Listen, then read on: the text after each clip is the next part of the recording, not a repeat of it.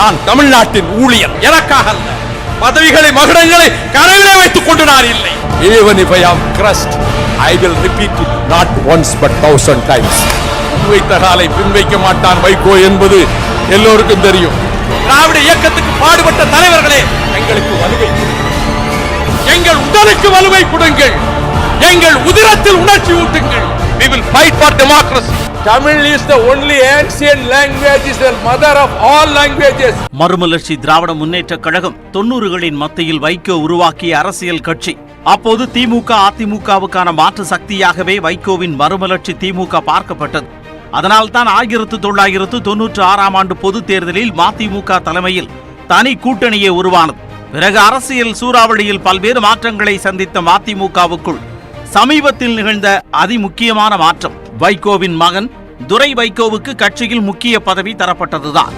அந்த நொடியிலிருந்து மதிமுகவின் மீதும் வைகோவின் மீதும் ஏராளமான விமர்சன கணைகள் 8 திசைகளிலிருந்து வரத் தொடங்கின.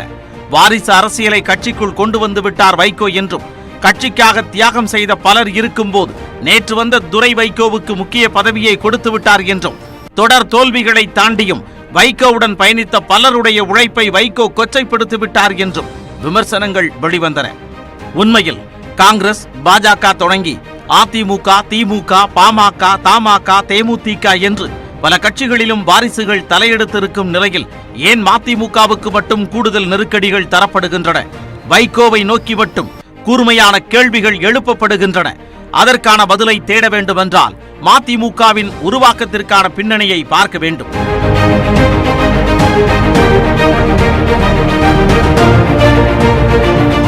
1991ஆம் ஆண்டு பொதுத் தேர்தலில் திமுக பெருந்தோல்வி அடைந்திருந்த சமயத்தில் கட்சிக்குள் புயல் வீச தொடங்கியிருந்தது. குறிப்பாக திமுக தலைவர் கருணாநிதியின் மகன் ஸ்டாலினுக்கு கட்சிக்குள் முக்கியத்துவம் தரப்படுவதாகவும் அதை வைகோவின் ஆதரவாளர்கள் ஏற்கவில்லை என்றும் பத்திரிகைகள் தொடர்ச்சியாக செய்தி வெளியிட்டன. வைகோவுக்கு நெருக்கமான சில மாவட்ட செயலாளர்களும் சில முக்கிய நிர்வாகிகளும் மு.க. ஸ்டாலினுக்கு தரப்படும் முக்கியத்துவத்தை நேரடியாகவும் மறைமுகமாகவும் விமர்சித்து மேடைகளில் பேசினர்.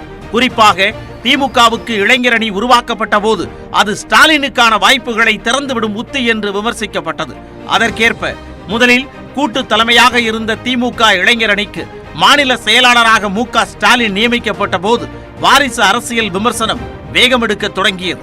தென் மாவட்டங்களில் செல்வாக்கு பெற்றவராக இருந்து இளைஞர்கள் மத்தியில் ஈர்ப்பை ஏற்படுத்தி திமுகவின் டெல்லி முகங்களுள் ஒருவராக இருந்தபடி வளர்ந்து வரும் தலைவராக இருக்கும் வைகோவுக்கு முட்டுக்கட்டை போடும் விதமாகவே மு.க. ஸ்டாலின் கட்சிக்குள் முன்னிலைப்படுத்தப்படுவதாக வைகோவின் ஆதரவாளர்கள் பலரும் கருதினர்.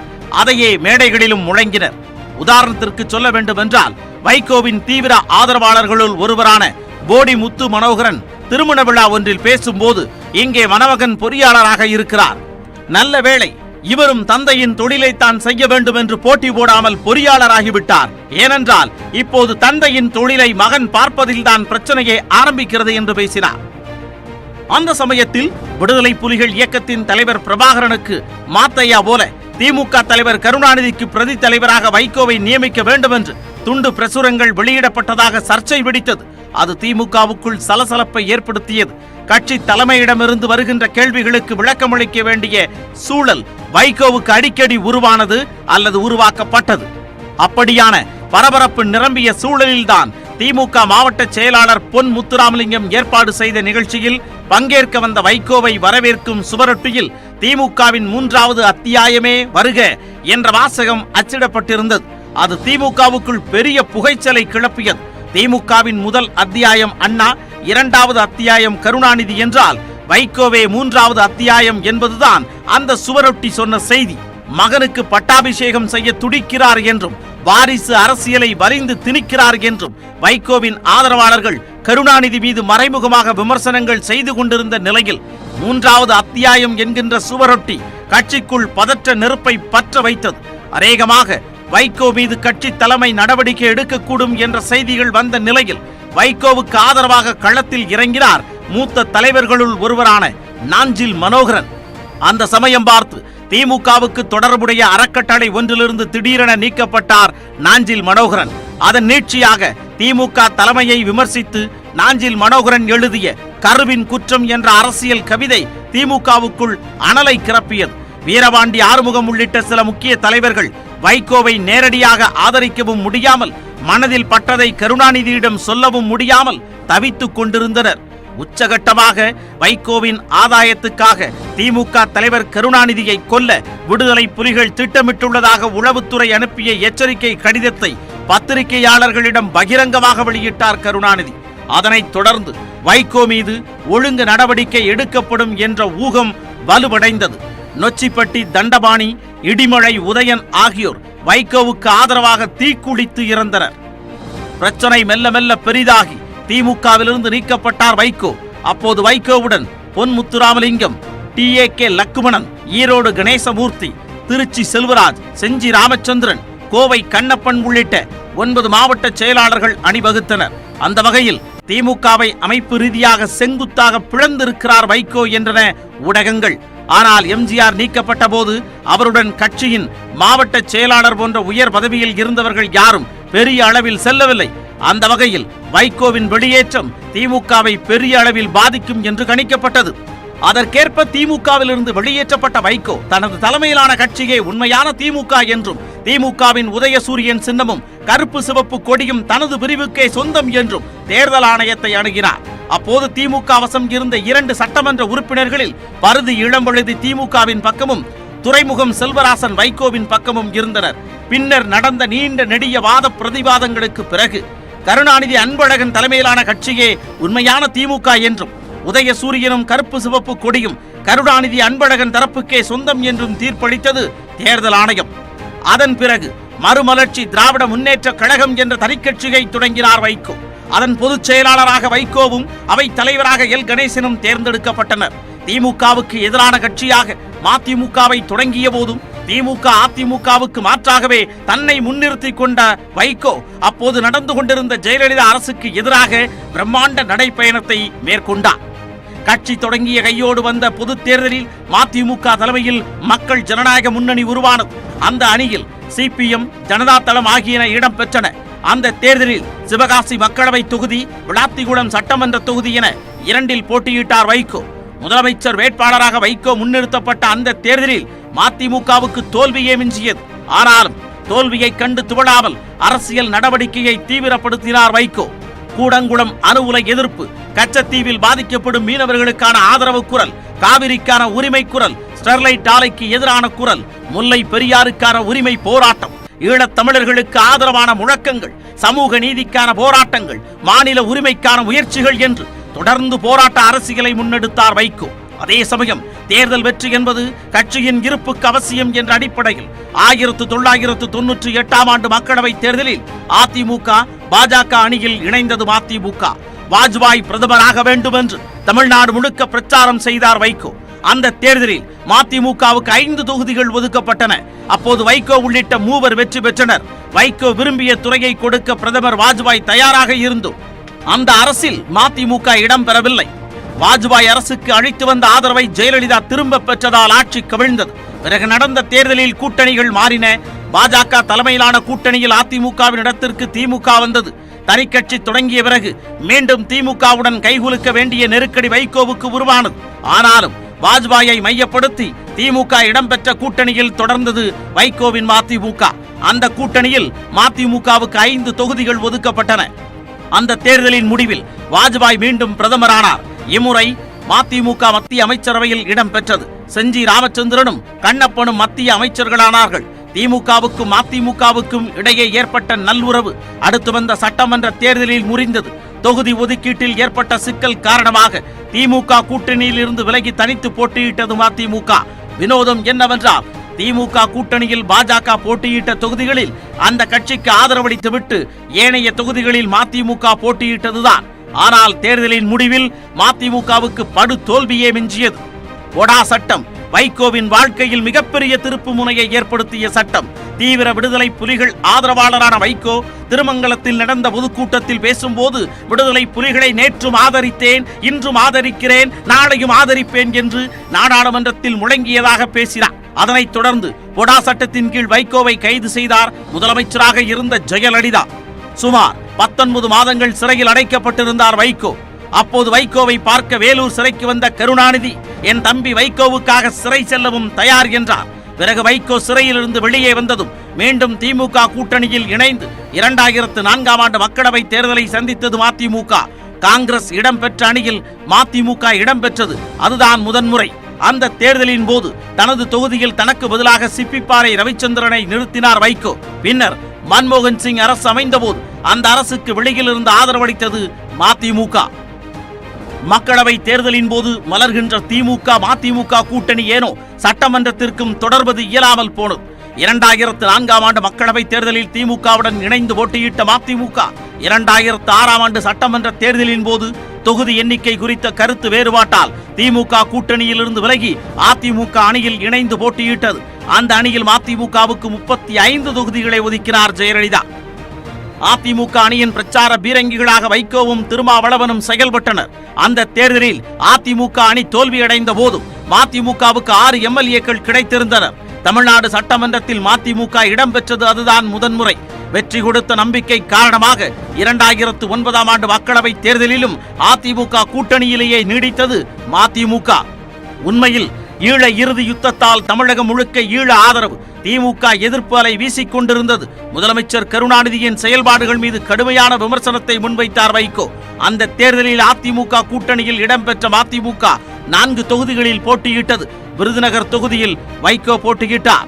திமுக காங்கிரஸ் கூட்டணி மீது பலத்த எதிர்ப்பலை வீசியதாக சொல்லப்பட்ட அந்த தேர்தலின் முடிவுகள் வியப்பை கொடுத்தன. திமுக கூட்டணிக்கு 28 தொகுதிகள் கிடைத்தன.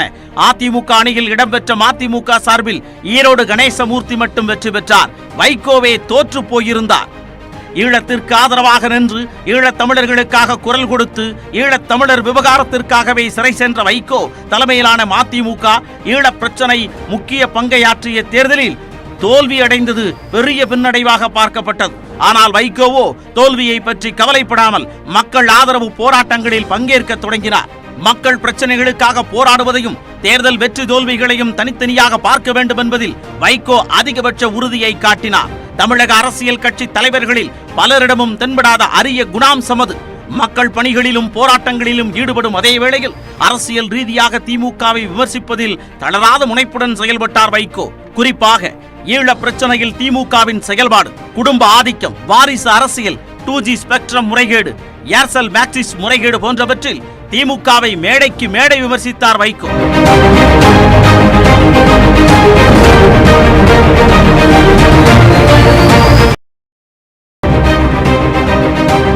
2011ஆம் ஆண்டு சட்டமன்ற தேர்தலிலும் அதிமுக அணியிலேயே மதிமுக நீடிக்கும் என்று எதிர்பார்க்கப்பட்டது. மதிமுக, இடதுசாரிகள் உள்ளிட்ட பல கட்சிகள் அதிமுக அணியில் இடம்பெற்ற போதும் விஜயகாந்தின் தேமுதிகவை ஜெயலலிதா அதிகம் விரும்பினார். அவருக்கு அதிக தொகுதிகள் ஒதுக்க வேண்டிய சூழல் உருவான போது மதிமுகவை கழற்றிவிட தயாரானார் ஜெயலலிதா. அதற்காக மதிமுகவுக்கு ஒற்றை இலக்கத்தில் தொகுதிகள் ஒதுக்க முடிவு செய்தார். அது வைகோவின் சுயமரியாதையை தட்டி எழுப்பவே அதிமுக கூட்டணியிலிருந்து விலகியதோடு சட்டமன்ற தேர்தலையே புறக்கணித்தார் வைகோ. தேர்தல் அரசியலுக்கு வந்த 15 ஆண்டுகளில் ஒரு பொது தேர்தலையே மதிமுக புறக்கணித்தது அதுதான் முதல் முறை. இத்தனைக்கும் அந்த தேர்தலின் போது மதிமுகவை தம் பக்கம் கொண்டு வர திமுக தலைவர் கருணாநிதி பல முயற்சிகளை எடுத்தார். வரிப்புலி வரிசையே வருக வருக என்று வைகோவை மறைமுகமாக அழைத்து முரசொலியில் கடிதம் எழுதினார் கருணாநிதி. ஆனாலும் தேர்தலை புறக்கணித்து ஒதுங்கி நின்றது மதிமுக.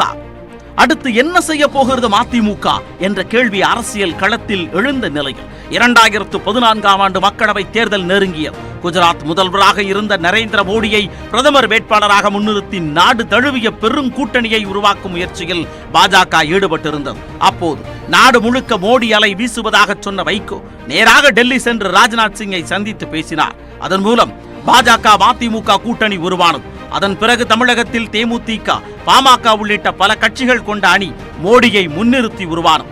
அந்த தேர்தலில் மதிமுகவுக்கு 7 தொகுதிகள் ஒதுக்கப்பட்டன. விருதுநகர் தொகுதியில் வைகோ போட்டியிட்டார். மோடிக்கு ஆதரவாக தமிழகமெங்கும் பிரச்சாரம் செய்த வைகோ திமுக கூட்டணியை கடுமையாக விமர்சித்து தேர்தல் களத்திற்கு வெப்பமூட்டினார். அந்த தேர்தலில் பாஜக கூட்டணிக்கு 2 தொகுதிகளில் வெற்றி கிடைத்திருந்தது. ஆனால் மதிமுகவுக்கு மீண்டும் படுதோல்வியே மிஞ்சியது. மோடி பிரதமரானார். தோல்வியுற்ற போதும் மோடிக்கு ஆதரவாகவே வைகோ இருப்பார் என்று எதிர்பார்க்கப்பட்ட சூழலில் மோடியின் பதவியேற்பு விழாவுக்கு இலங்கை அதிபர் ராஜபக்சே அழைக்கப்பட்டதற்கு எதிர்ப்பு தெரிவித்து கருப்பு கொடி போராட்டம் நடத்தி பாஜக அணியிலிருந்தே விலகினார் வைகோ. அன்று தொடங்கி மதிமுக பாஜக இடையே பலத்த கருத்து மோதல்கள் ஏற்பட்டன. அதே சமயம் திமுக எதிர்ப்பிலும் துளியும் சமரசம் என்று செயல்பட்டார் வைகோ. அதன் நீட்சிதான் 2016ஆம் ஆண்டு சட்டமன்ற தேர்தலின் போது உருவான மக்கள் நல கூட்டணி.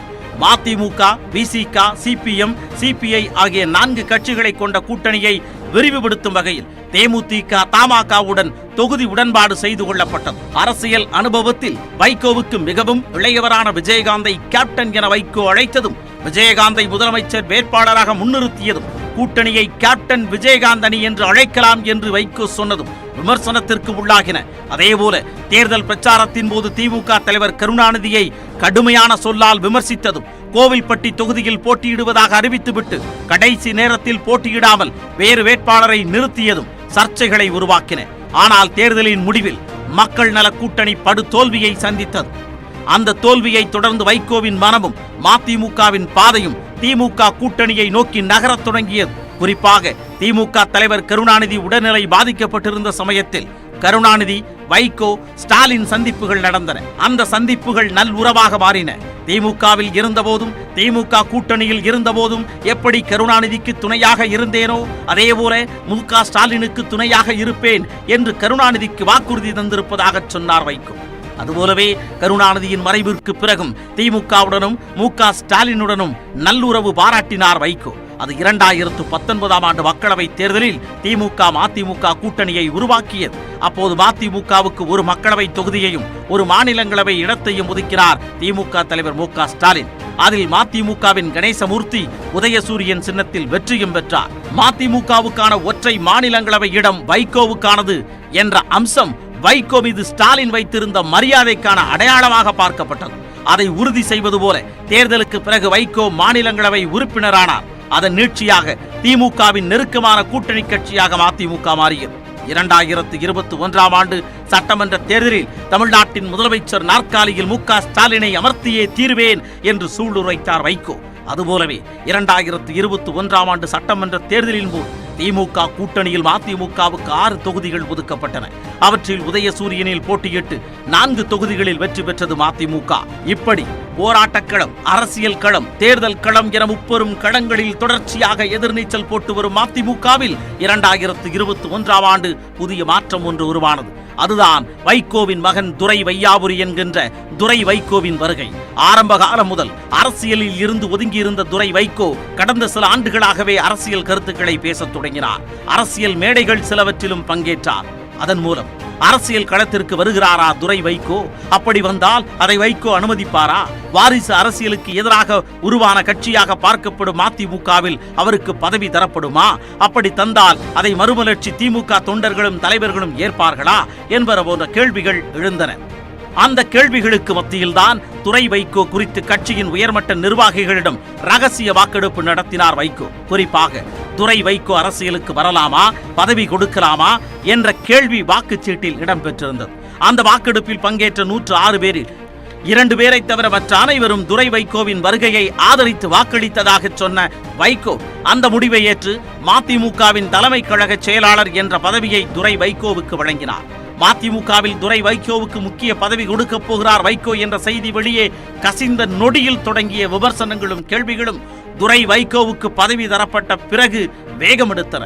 வாரிசு அரசியலை விமர்சித்து கட்சி தொடங்கிய வைகோ அதே வாரிசு அரசியலை தான் தொடங்கிய கட்சிக்குள் திணிக்கலாமா என்ற கேள்வி, முதல் மகனுக்கு பட்டாபிஷேகம் என்று முக ஸ்டாலினை நோக்கி பேசிய வைகோ இப்போது தனது மகனுக்கே பட்டாபிஷேகம் செய்யலாமா என்ற கேள்வி வரை பல கேள்விகள் வைகோவை நோக்கியும் மதிமுகவை நோக்கியும் வீசப்பட்டன.